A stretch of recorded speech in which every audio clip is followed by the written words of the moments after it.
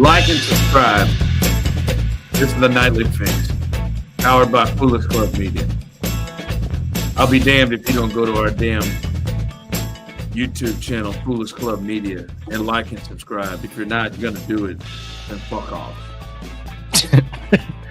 Why are you so angry right now? I'm not in a good mood.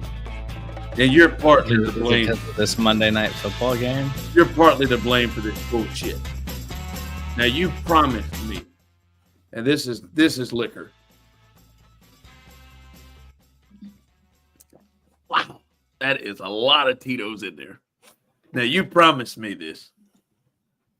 You said, man, YouTube TV does this all the time, man. It's happened before. It'll come back. They'll get it worked out. Listen, I've about had it to up fucking here. Okay? This is now back-to-back Monday night footballs. I've had to find other avenues, and the other avenues are small boxes on my phone. It's a pretty good punt. And then the other things are like I can't watch fucking college football. I can't watch this. I can't enjoy Joe and Troy like the way I want to. I can't even watch it on my phone, so you got a leg up on me. I thought you still had cable. I didn't know you were full on into the YouTube TV world now. I got rid of all of it. All right? I cut. And you assured me. Honestly, I mean, it's not even that good of a deal anymore. I'm pretty sure it's not even cheaper than having cable these days. I enjoy Sunday Ticket. I enjoy having the entirety of Sunday Ticket. Okay? Have everything. All right? But I don't have ABC, and I can't watch, and even more pisses me off, I can't watch Monday Night Football, and I'll be damned. I've had to miss multiple weeks of Abbott Elementary and had to wait for it to come on the week after on Hulu. And I have had to do the same with High Potential. Oh, it takes a week to appear on Hulu? Yes. Isn't that a bitch? Well, I don't watch anything live like that anymore. So I just watch it when it's available on streaming. So like I think I've only watched one episode of the new season of Abbott, but I like to stack them up because they're so quick. Whatever. I don't care what you like to do. I just care what I like to do, which is watch it on time. It's just stupid. I'm sure there's something on free. And I'll tell you what, because Freedom's a part of that shit. Freedom does a great job with their holiday movies. Freedom? It used to be ABC Family, but now they changed it to Freedom. But they do their 25 days of Christmas and they do 25 Christmas movies. That doesn't sound like something I would ever watch. Fuck you. Christmas Vacation. All of the good ones. All of the great Christmas movies. Christmas with the watching. I know you won't watch it because you're a scaredy cat, but I've been watching Welcome to Derry. It's pretty good so far. It's the It prequel TV series. I'm into it. Again, a couple of things here. You can use and come up with a better term. I'm a grown-ass man than to call me and say scaredy cat. Okay? I just knew that's what you would take the best offense to. Okay, I'm a grown-ass man. You ain't got to call me no damn scaredy cat. You can come up with something else, all right? I'm over this. JJ Watt said it on Pat McAfee. Figure the shit out. I'm not kidding. Figure it out. This is stupid. Xfinity is just somewhere laughing. Come on back. Come on back. Come on back into these arms. Really, I don't even think it's like cheaper anymore because I pay for so many goddamn streaming services on top of YouTube TV, and I'm paying like $90 a month for YouTube TV right now because I need NFL Red Zone. I got a nice little deal with Sunday Ticket, and I'm loving it. It feels like that's the only thing that's really even a good deal anymore, and it's still expensive. It's a lot cheaper through YouTube TV than it is. It's a beaut. I love it. So I do love those. I just want to watch my multiple screen college football games. That's what I want to watch, and I can't do it. I had to fucking watch Kansas, North Carolina college basketball on Friday to watch it on my phone because I couldn't get. Well, I mean, yeah, it sounds like you're gonna have to go back to cable. I didn't think that you had fully cut it. I didn't think you would ever. What do you mean? Do so now your confidence is completely waned or shot that this is no, never going to happen I again? mean, this is the longest this has ever gone. Sure, Before convenient. with other networks, and usually it's figured out within like a few days. So there is obviously some real headbutting going on right now with when is this going to happen? ESPN. When is this going to come together?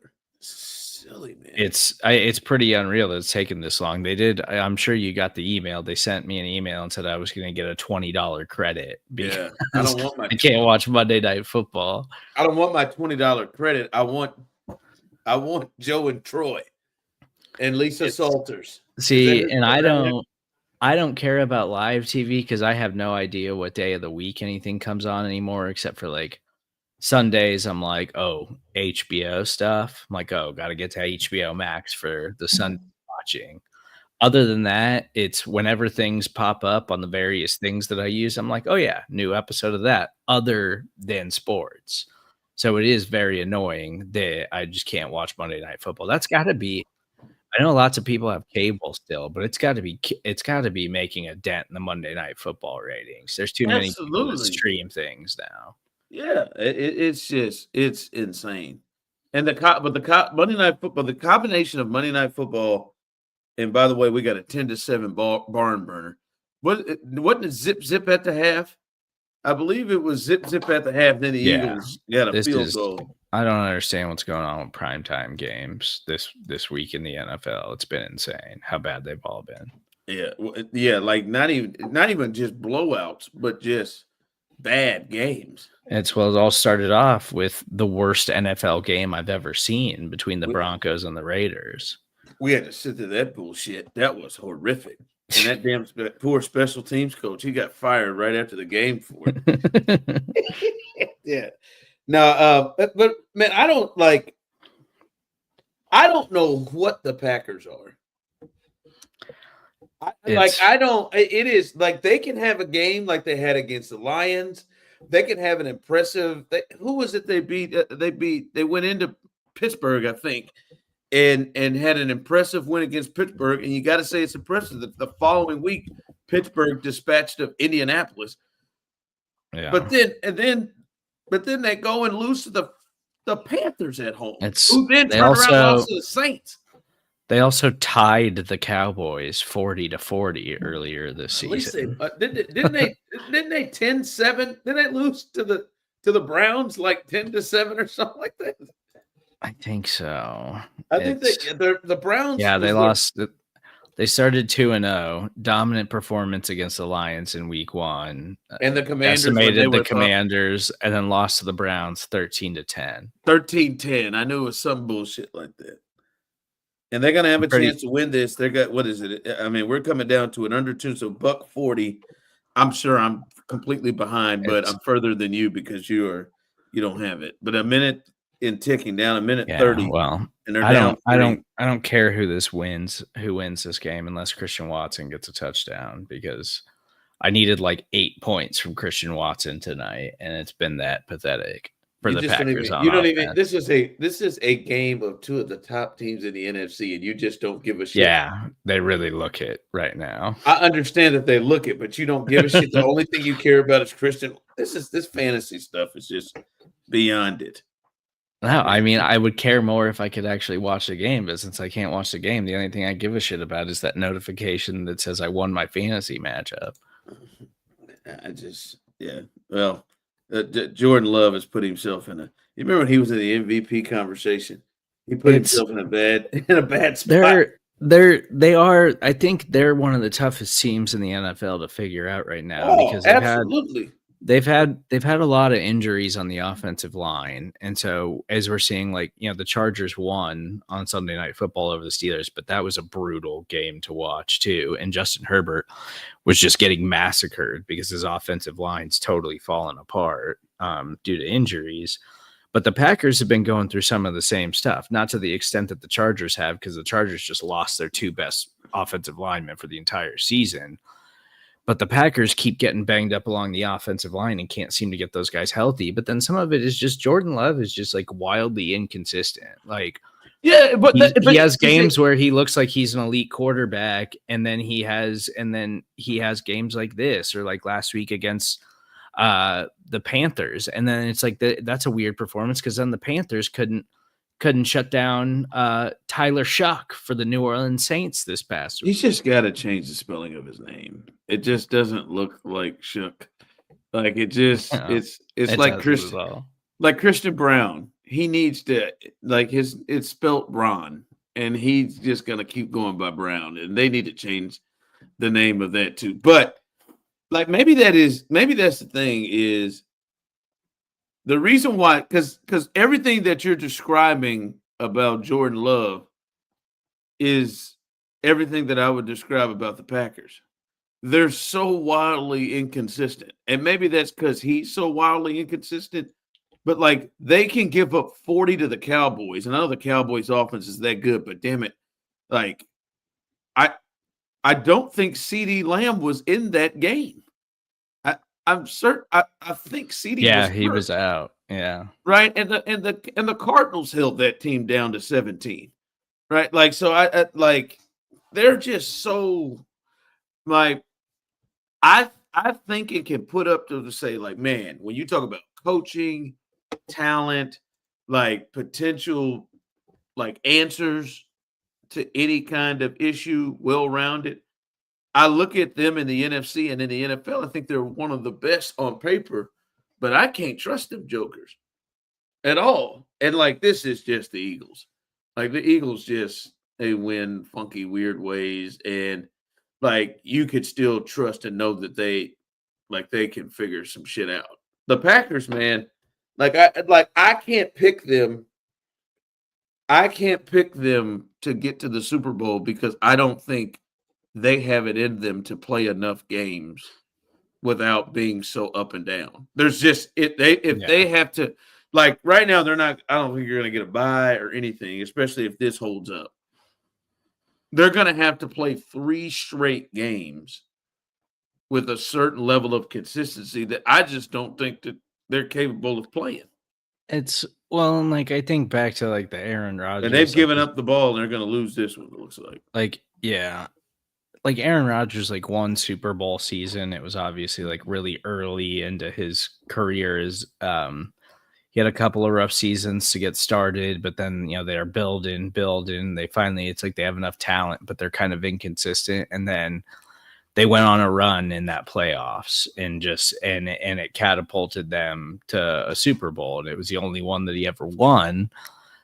And then it's like this team, like they have enough talent to go toe to toe with the best teams in football. Absolutely. But it's like when the offense is clicking and Matt LaFleur is dialing things up, and they're really banged up at the wide receiver position right now too. I think Romeo Doubs left this game. Tucker Kraft, obviously, like one of the best weapons in the NFL, like tears his ACL last week. And then it's Matthew Golden's out, Jaden Reed's on IR. And so they're really thin in the wide receiver room. So that's going to have a lot to do with it. And then the Tucker Kraft injury was just massive. So maybe they just can't rebound from that this season, but they still have enough talent to where they can't be having games where they put up 7 points and can't do anything on the offensive side of the ball, or a game like that against the Panthers where Kellen Moore and the New Orleans Saints are going out there and like airing it out and creating big plays, and they can only muster 13 points against the Panthers. Yeah. And granted, I'm sure the Panthers probably had a different approach and feeling going into the game against the Packers in Lambeau than they did when they just thought they were going to beat Tyler in against New Orleans at home. But still, like you're saying, like those are a lot of injuries. I mean, and that is big shots to the weapons. But they were having those weird, inconsistent offensive games even when they had all those guys. Like they would have. I know the Browns defense can't be good, but like they were having funky games then. They were having some weird games even before that, where they just didn't seem to score at the level that you would think they would score. But it looks like we'll see. they got a chance to potentially get the ball back here, but it's going to be, I think it's 4th down now. 4th down with 1:07 left. No, they couldn't stop the clock. That's right. So the clock's going to run down. They're going to run 40 off, and they're going to have to punt, and it will be deep in. They're at midfield, and actually, we'll see what the hell they're going to do because their offense is still out there. Maybe that was just 2nd down. I thought that was 3rd down because YouTube TV, I don't have any downs in distance. What this really pisses me smooth off. It is 4th down, 4th and 6. So 4th and 6 and 33 seconds left. And I would assume that they're going to punt this and just pin them deep because the score is 10-7. Isn't that the score of the Raiders-Broncos game? Wasn't that the score you said it kicked off? It's going to kick off 10-7 and end 10-7? Probably. God, that game was so garbage. It was 10-7. Yeah. They're going to week. Yeah, of these primetime games. You had some other good ones. I had to sit through the worst good game I've ever seen. That Jags Texans game. Good God, man. Jesus, man. The Chiefs. Now that still somehow the Chiefs lost to that Jags team, but they let Davis Mills rip off. Well, you know what? Rip off a win in the 4th quarter. I want to go there because this weekend. I'm glad you brought that up, you sex magnet. I'm sorry. I don't know that happened. I looked up and I saw James Harden dribbling, and I don't know where that came to me. It's for you as a sex magnet. But 27 seconds left, and it looks like the Packers are going to have the ball at the 20 with no timeouts left. Down 10-7. They should just take a knee. They're not going to do anything. Oh, my God. No, that's not what happened. Oh, my God. I am sorry. We have got to stop traffic. Oh, this dumbass Nick Sirianni. I am sorry. For a fake punt? No. This dumbass went for it and just threw a low percentage go route to A.J. Brown that was defended very, very well. It's 27 seconds left, and they've got the ball on the 35. The Packers do. So they're in field. So they're in field. No. They're 35, but they throw it to Christian Watkins, and it gets broken up with 20 seconds left. But he should have just punted it and pinned them back. Now they got the ball at the 30. Now, they don't have any timeouts. Now they're down to 20 seconds. But, if they get close in any way to attempt this field goal, and it was Christian Watkins one-on-one with the great white hope, Cooper DeJean, and then the safety came over to break it up. That damn Nick Sirianni. He is just. But wouldn't you? Your defense that's allowed 7 points all game and hasn't allowed Jordan Love to do anything. I have no faith in the Packers against this Packers defense. Across midfield with a catch for about 20 yards across midfield, and they're going to try to spike it, and they do with 5 seconds left. What do we do here? With 5 seconds left, that's not enough time. They're gonna hit a 67-yard field goal. So they're sending the kicker out. Yeah. Okay. They're sending the kicker out. They look like they are at. But Serda, they should not have an opportunity for even this kick for Nick Sirianni. I don't even blame him. What are we supposed to be scared of Jordan Love? Supposed to be scared of this offense? No, that's why you give it to him inside the 20 and make him try to figure this out with no timeouts. 5 seconds left. How big is this kick? It's got to be a 60-plus yarder if it's just over midfield. The Eagles. Did the Eagles call timeout or no? Or they reached because the play clock is dead. They may have just gotten a delay of game. No, they took it back up to 25. What? Like the play clock looks like it ran out. Saquon Barkley, everybody is saying like throw a flag. They don't have any timeouts, right? No, and I just want to let you know he went through and kicked a practice kick, and it was just short. Yeah. It was I'm online. sure he is. What is it, a 65-yarder? Like, I'm trying to see. They got him back on the side, so they brought the offense back out. So they brought the offense back out with 5 seconds left. Because they're like, fuck, he can't do it. Because again, to start the show, I can't watch this on fucking television. I'm on my goddamn phone. All right, and no, throws it out of bounds. They tried to get something quick, and they threw it out of bounds. Matt LaFleur. Are they going to send the kicker back out? So we're now down to 2 seconds, and Matt LaFleur sent McManus back out here. This is sex right here. Welcome into the Nightly Fix, the horniest show going at night right now today, and this is out of control where we are right now. There's no chance. Like after what I just witnessed, are they going for the field goal now? They're going for the field goal. There's a 64-yard attempt here, and the snap is down. The kick is blocked, and. And we're shaking hands. Ball game over. The Eagles have also been really good at blocking kicks this year. I'm pretty sure that's got to be like their 4th blocked field goal this season. I can see the look. And by the way, fresh, lovely fade going there by Matt LaFleur. Really good haircut for him. Faded that thing up. I can see the look in his eyes, Steve. And the look in his eyes says, I really hate that I lost this freaking guy. That's the look. That's what the look in his eyes says after he ran across there to shake his hand.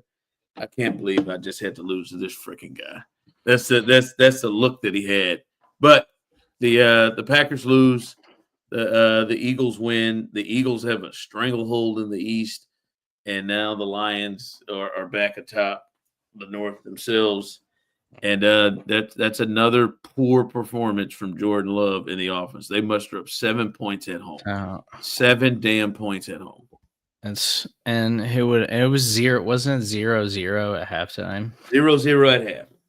And 3-0 going into the fourth. I think it sucks that this offense lost. I'm a little drunk because a little tipsy. Good. I'm glad. I'm happy for you on a Monday. Are you off tomorrow because it's Veterans Day? Absolutely not. Oh, that's fantastic. Sports radio. Am I off tomorrow? Get out of here. I mean, I don't know what the holidays are anymore in sports radio.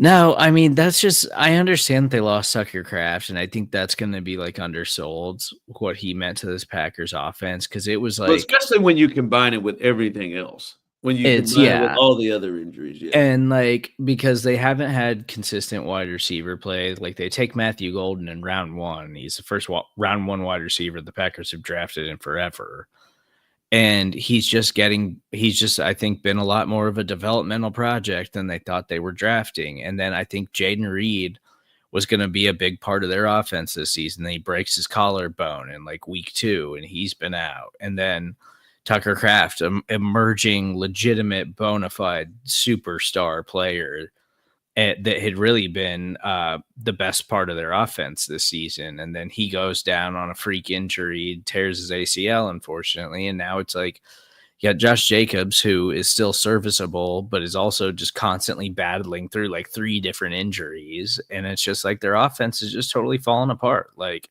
I don't know if there's rebounding for the Packers at this point from the Tucker Kraft injury because I just don't know if they've got it this season. Like they're so wildly inconsistent. There's no way anybody can buy into that in the playoffs. Well, Tucker Kraft shouldn't take you down. But that's what I'm saying. The Tucker Kraft thing is tougher when Romeo Doubs is not right. Matthew Golden is not playing. Right, at least Christian Watson is back. Right, he missed a lot of time, and I do think when they get it, and is Jaden Reed is his IR for the season, or is he is I think he is going to have the ability to come back. I think he could come back, but it would be like late in the season. Yeah, I think he could come back. And to me, yes, I know. I know that's a huge loss with Tucker Kraft, but to me, like if you got Wicks, you got Reed, you got Golden, who will come back at some point. You got Dobbs and Watson with Josh Jacobs. I mean, with their offensive line, everything that should be enough, right? That should be enough. Yes, Tucker Kraft, but that should be enough for this team to not just have as many games as they had where you're like, yo, what the fuck is this? Like that, like they just got some strange, 13 at home to the Panthers, right? After they score 35 on the road in Pittsburgh. Scoring 10 against the Browns. It's just got some really weird games in there. And it just shouldn't be that rough even without Tucker Kraft.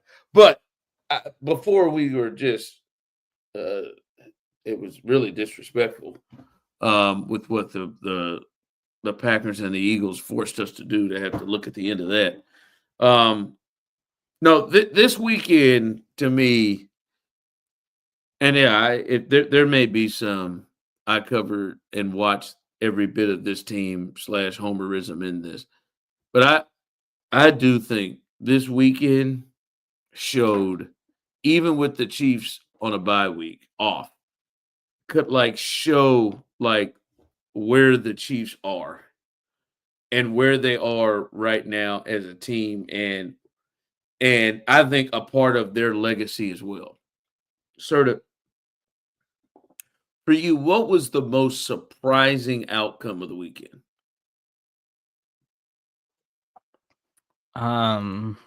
Is it Bills Dolphins, and how that was? Yeah, I think definitely, not just that it wasn't they lost a close it was game. clear. It was they got trounced by the Dolphins.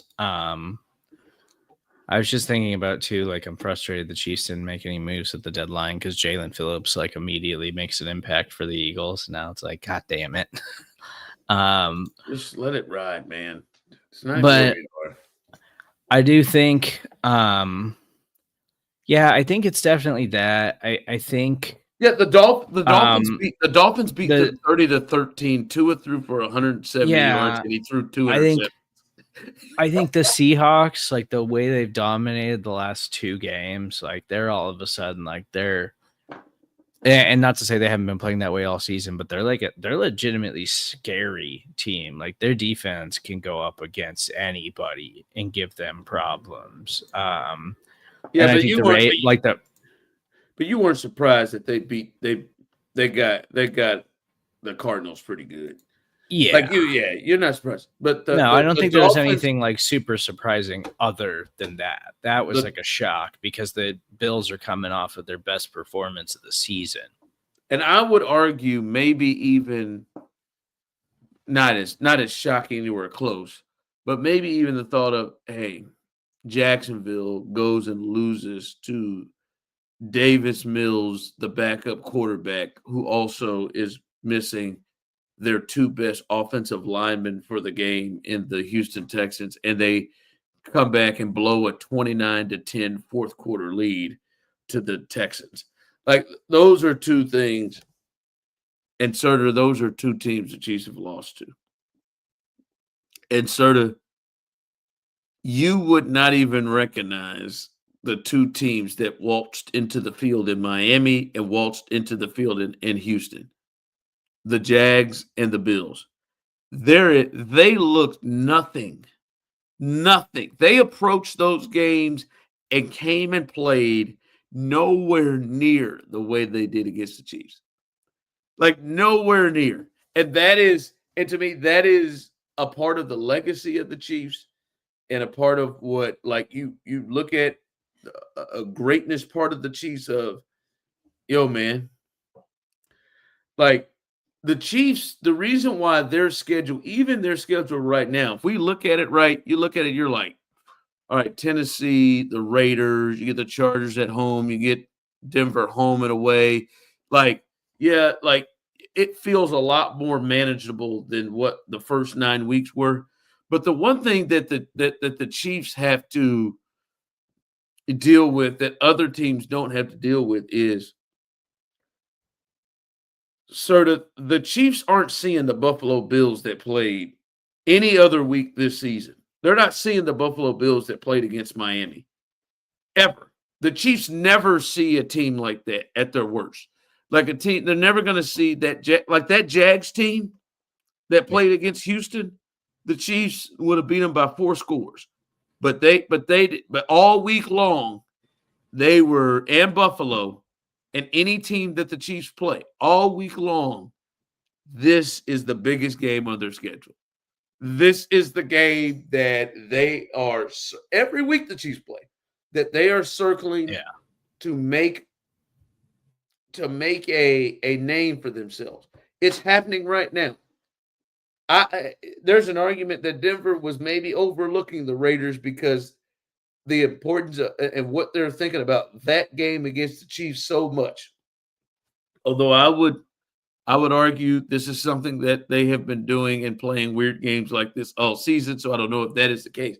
But Denver is like the Denver Broncos that we watched against the Raiders, or the Denver Broncos that won 18-15 against the Texans, the Denver Broncos that won 13-11 against the Jets.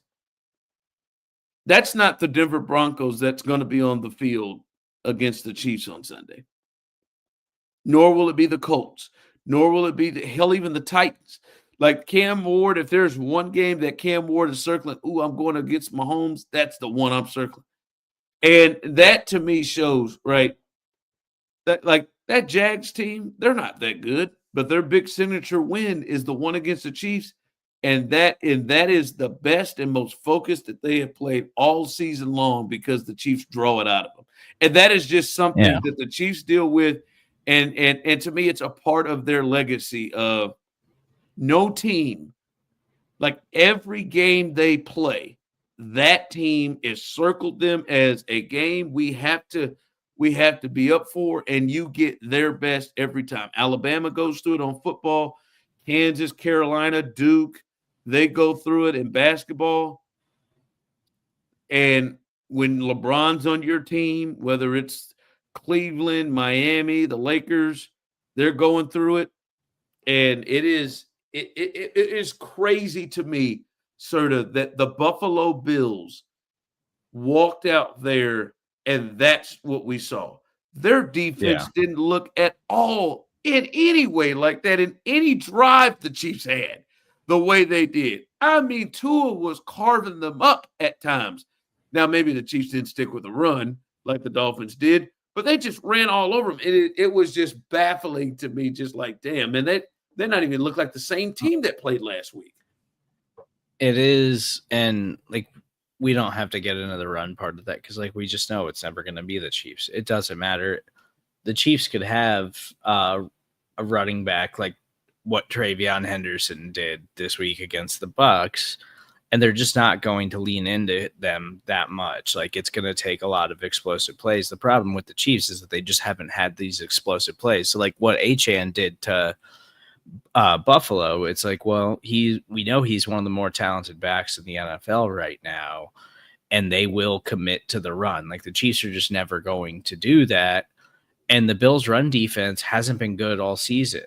And then they don't have Ed Oliver anymore either. And it's like the Chiefs just aren't even a team that can like test that against a team. I thought Ed was out there against the Chiefs. The way they were playing up front, I thought Ed was up there. And that's I mean, I do think that there's something to that. Like they get everybody's best shot because they're the team that even though they lost last year, they've been to 3 straight Super Bowls. They've won Super Bowls. Travis Kelce's engaged to Taylor Swift. Like every team in the league knows who plays for the Chiefs, and they circled that game on their schedule. And so it's like you don't get it's not easy for the Chiefs to get like hey, we can come in here and we can just destroy a team. And they've had some double-digit wins this season, but they're generally like any of these teams, because we talk about this across the league all the time. There's tons of average teams that could win on any given week, and it's hard to pick the weeks that they will. Like, those are the kinds of teams that really get up and give their best stuff against a team like the Chiefs, and then you get frustrated because you're like, we know we're better than that team. Everybody has the ability to raise their level. Everybody has the ability to raise their level, and a lot of that comes with your attention to detail and focus. Right? Like, along with the talent, but a lot of that comes with your attention to detail, your emotion, how much you're in it. And like you said, man, like the Jags raised their level. That's the best if they played the way they played against the Chiefs, they might be, if they're competing with the division lead with the Colts. Like they would, like that's the bit, like they made plays and were ready to make plays. And that's the thing. And maybe I'm tripping, maybe Eagles deal with this, but I don't think any other team is dealing with this like this. Like, I don't know that everybody views the Eagles yet as, all right, this is it, right? Because there are a lot of games where, like, I think Jordan Love thinks he's better than Jalen Hurts. There are a lot of games where these quarterbacks are playing them, and they're like, "Yeah, man, it's Jalen Hurts. I actually think we're better. I think Nick Sirianni sucks. Like, I think we're better." No, every quarterback looks across the way when they play the Chiefs, and they're like, "Yo, this is my time where I can make a name. If I outplay Patrick Mahomes, this is it." And then, obviously, as you know, sort of the Chiefs, because they're on this run that they're on for the last 7-8 years, they've ended a lot of motherfucker seasons, right? Like, how many teams do you think right now would circle the Chiefs as a team they want to beat? But definitely the Ravens, the Bills, the 49ers, the Bengals, the Chargers, the Broncos. Like, there are a host of teams that, like, the Chiefs have screwed them so much that that's whose season they want to end. And then, like, the Buffalo Bills, we've heard the Buffalo has designed, and the Bengals have designed their teams to beat the Chiefs. Yeah, Buffalo is like Buffalo, the run that Allen's been on, and I do think, like, even I know they dominated that game. They had a really good game plan and they executed perfectly and like dominated the Chiefs. But like, we've just seen how their defense can be exploited. And we've seen like that Josh Allen isn't working with the most talented cast of characters this season on the offensive side of the ball. And then on top of that, they lose Kincaid again for another injury. And this time he could be out. Like, he's been probably their most consistent pass catcher this season. And he's still not even playing a full-time role because he's essentially just a big wide receiver. They don't block with him all that much. Like, and so, but like Allen has had some amazing teams that should have gone to Super Bowls. The Ravens should have been to at least one Super Bowl in this window.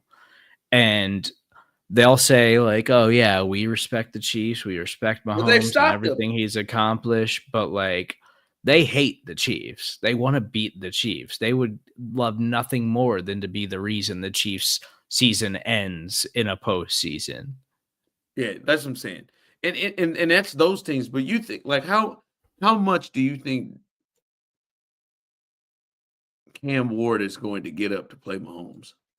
Not only he's going to be able to do anything about it, but how much do you think Cam Ward's going to get up to play, like, in a way that he hasn't we gotten did see maybe one of the best games of Bryce Young's career was against the Chiefs last season. They got up for it, right? Yeah. Like the Colts are going to feel like they can legitimize themselves in 2 weeks. All right, yeah, man. We beat the Chargers. That's cool. We beat the Broncos on a technicality that some people say. But if we beat the Chiefs, now everybody will believe and will believe ourselves we can beat anybody. It's just the craziest thing. The look of what the Jaguars and Bills put forth this past Sunday in comparison into how they looked in the Chiefs games, it's crazy, right? It's not because the Chiefs are worse than the Texans and the Dolphins. It's because they had a different look in those games. Everything you said about Josh Allen and the Bills and their questions, they were all on full display. He threw a pick in the end zone because he couldn't get anybody open. He was running around creating, and he couldn't get anybody open. But a couple of times he hit, but more times than not, he got – how many times did he get sacked in that game? Josh just kept getting hit, kept getting sacked, stripped, had so many turnovers. And their defense could not stop really anything the Dolphins were doing most of the day. It's just wild. By the way, I am curious because I have my feelings on this.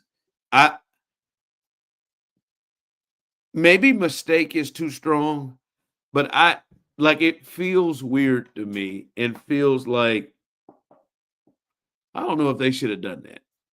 I don't want to call it a mistake, but at least right now, I don't know if they should have done that. I'm surprised that the Giants fired Brian Daboll. Okay, check that. Maybe not surprised, but I think that might be something that they regret. Because to me, you can clearly see, and he lost all that weight. I hope he doesn't put it back on. I hope he doesn't turn into ice cream and stuff. That looks like that. Like, what do you think? His Brian Daboll's, all right, this is the food I got to stay away from. Because Brian Daboll, I don't want to say he went on his Ozempic. I don't know what he went on, but he lost a lot of weight and he looks good. I wonder what his shit I can't say no to food is. I know for me, I got two frozen drinks. I'm talking daiquiris. I'm talking Slurpees. I'm talking margaritas and then queso. Those two things are really, really hard for me to walk away. I wonder what it is. I think Brian Daboll's a butter pecan guy. Triple scoop. Yeah. I don't know. I feel like he's like a big sausage person. Like just straight sausage, like just smoked sausage, like just yeah. Ooh, I could see him with some cheese and some smoked sausage, just letting it rip. Oh, that's good. Yeah, just drops like 6 brats. Like you can't bring them around him. God, yes, brats. I could see him with some crackers, cheese, sliced sausages, and he'll just completely get away from them before he knows it. Not bad. No, but for real though, like I think the Giants, first off, they've had some really weird finishes. Right. If you look at it, they're up 20-10 under 4 minutes to go, and somehow Caleb brings the Bears back. They had that debacle because the Broncos have this Tim Tebow luck shit rolling for them, up 26-8 with like 5 minutes left. They were up pretty big against somebody else. They were up, and they choked away a game. I know they were even up in the game against the Saints, and they choked that game away. But there was another game that they were up in, and they choked it away outside. There's like 4 games they've had that they were up leading, and they choked away somehow. And it looks like we can clearly see like whatever it is with Jackson Dart, like he's got some sort of connection, and it seems like it's working. And you just can't ignore like, oh, Cam Scatterboot, he is out, for the year. Oh, Malik Neighbors, he's out for the like those are the 2 big offensive weapons that he has. Not to mention the yo-yoing of the offensive line. I don't know, man. I felt like there was something there Brian Daboll was getting to, especially with the quarterback. I'm a bit surprised that they pulled the trigger. It is a little bit of a bummer.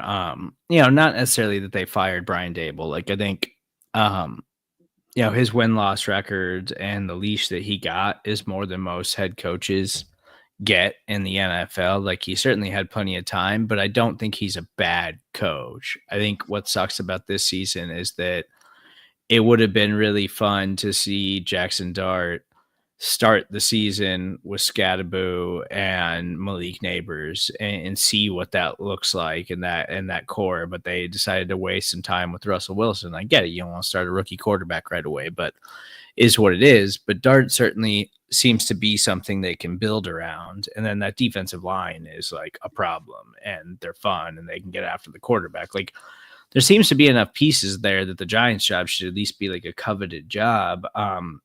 But I just don't really understand. And I think that it is strictly because of wins and losses. But like Joe Schoen should be fired tomorrow if they're going to fire Brian Daboll. Yeah, absolutely. I don't know why he's going to stay in place and you're not going to get a head start on that, because that to me says that maybe he's not going to get let go, even though they said doesn't necessarily mean they're going to keep him around. But it's like, if you're going to fire the head coach, like you might as well do it with the general manager too, because there's no reason to like waste time on this. You might as well start doing your homework now, because he simply hasn't done good enough of like drafting and developing talented players. And like, and it's not to say it's like, yes, they have a nice young core, but it's like also then there's the reports that like Brian Daboll wanted to take Jackson Dart like top 5, and thankfully they winds up working out where they can make some moves and get him later in the first round. But then it's like, then the general manager is going to take credit for like, oh yeah, Dart was always our guy. We were always going to make sure we got him or whatever. But the reason I think Jackson Dart has translated so fast to the NFL is because of Brian Daboll. And there's some kind of connection there, right? Yeah, Brian Daboll was really, I think, early on, they were doing some things that were really just similar to like his college style of play that I think really helped him transition into more NFL friendly offenses. Like I think that helped his transition a lot. And you don't often see coaches do that. A lot of times it's like just trial by fire. Like this is the system. You got to pick it up, go out there. And if you get killed, you get killed. But eventually you got to learn the offense and make some plays. And I think that says a lot about Brian Daboll as a play caller and a coach. I just don't think the Giants are a particularly well-run organization. Absolutely not. And that means that like Joe Schoen needs to go too, because he's not a good general manager. So the fact that they just fired Daboll and maybe aren't going to fire Schoen, I think should be upsetting for Giants fans, because you got to hit the reset and at least build around this young core with a guy who gives you a better chance than Joe Schoen has, because he's proven that outside of picking guys in the first round with high-end draft capital, he's not very good at finding diamonds in the rough. I think he's going to get let go too, right? Like for me, I don't know if you watch their Hard Knocks, but when they expressed and felt like, yeah, Daniel Jones is the one to keep between him and Saquon Barkley.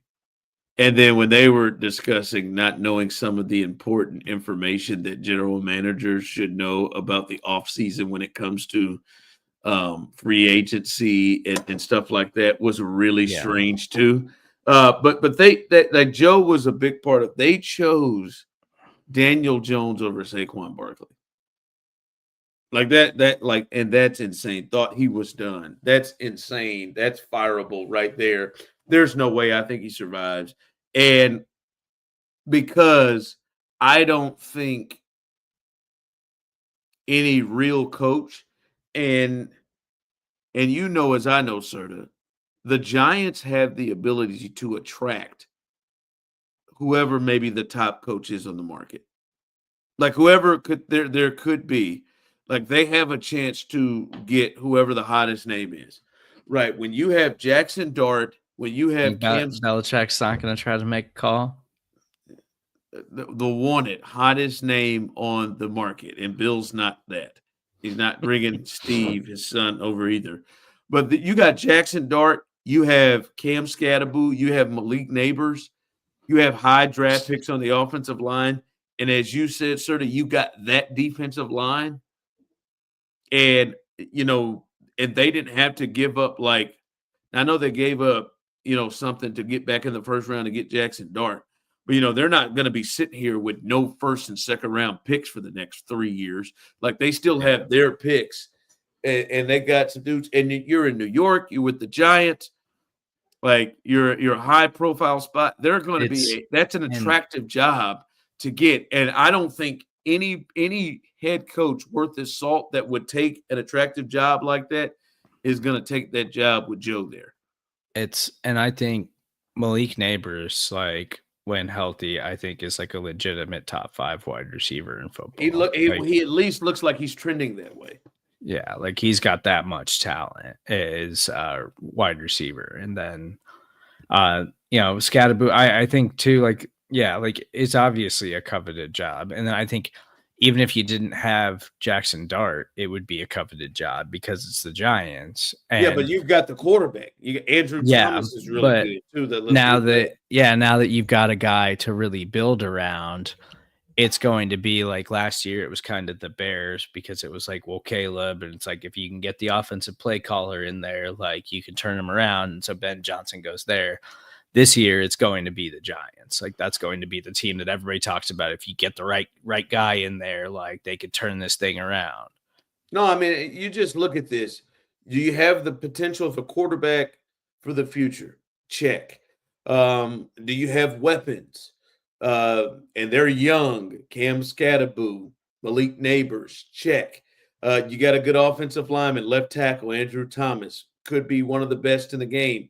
Check. I'm talking about moving forward. Then I'm going to give you Dexter Lawrence, and I'm going to give you edge rushers like Burns and Abdul Carter and I don't know if they keep what's his name there, Thibodeau, but you got all of those cats there. That is an attractive group in one of the premier organizations, the Giants, that have won championships, that's high profile in the NFC East in New York. That is going to be a job. And I'm just saying, Serda, ain't nobody gonna take that gig if they got to sit there with Joe there, not coming in or new. And so they haven't done it yet, but I would be shocked if he doesn't, hit the bricks too. And he should, right? He should, man. And it good there. But hopefully Jackson Dart doesn't get rushed out of the concussion protocol anymore like he was with our guy Brian Daboll. I feel bad, but hey, Brian Daboll gonna get him a job because there are these defensive coaches out here. They're going to he is a dream offensive coordinator that somebody would want. Houston should be looking at a guy like him. There are other teams out there who are led by defensive coaches where I'm telling you right now, if I were Mike Tomlin, I don't know how long he's going to. I'd fire Art Smith right now. Yeah, to bring in easy. Brian Daboll. Easy. Hell, I'd fuck around and fire Joe Brady, to be honest with you. If I were Sean McDermott to see if I can get Brian Daboll again. Right? When you look at Josh McDaniels, you look at some of the guys that are there, he fits right in and will completely improve, somebody's offense that's not there. But damn, man, pour one out. I thought Brian Daboll might hang on. They let him draft that cat and then said, "No, your ass is gone."